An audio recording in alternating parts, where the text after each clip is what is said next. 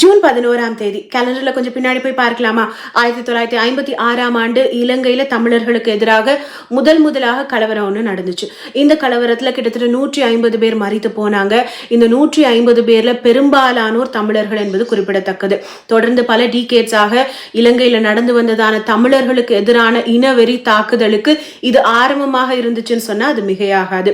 இந்த இலங்கையில இருக்கக்கூடிய தமிழர்களும் கூட பல பேர்கிட்ட கூக்குரல் இட்டு பார்த்தாங்க. குடும்பங்களை இழந்து, வீட்டை இழந்து நிர்கதையாக நிற்கிறதையும் கூட நம்ம கேள்விப்பட்டிருப்போம் இல்லையா? இன்னைக்கு நம்முடைய வாழ்க்கையிலையும் கூட அப்படிப்பட்ட ஒரு நெருக்கமான சூழலில் இருக்கிறோம் அப்படின்னா, ஆண்டவரே எனக்கு உதவி செய்ய யாருமே இல்லையே, நான் நிர்கதையாக நிற்கிறேனேன்னு சொல்லி பல நாட்களாக அழுது கொண்டிருப்பீங்களே. ஆனால் உங்களுக்கும் கூட ஒரு வசனத்தை நான் காண்பித்து கொடுக்க விரும்புகிறேன். 2 பேதுரு 3ஆம் அதிகாரம் 9ஆம் வசனம் இப்படியாக சொல்லுகிறது: தாமதிக்கிறார் என்று சிலர் எண்ணுகிறபடி கர்த்தர் தமது வாக்குத்தத்தத்தை குறித்து தாமதமாய் இராமல் அவருடைய டைமிங்ல நம்முடைய பிரச்சனைகளுக்கான தீர்வை நிச்சயமாக அவர் கொடுப்பார். வாக்கு பண்ணின தேவன் அவர் மாறாதவராக இருக்கிறார் அப்படிங்கிறதையும் கூட உங்களுக்கு நினைவுபடுத்தி காட்ட விரும்புகிறேன்.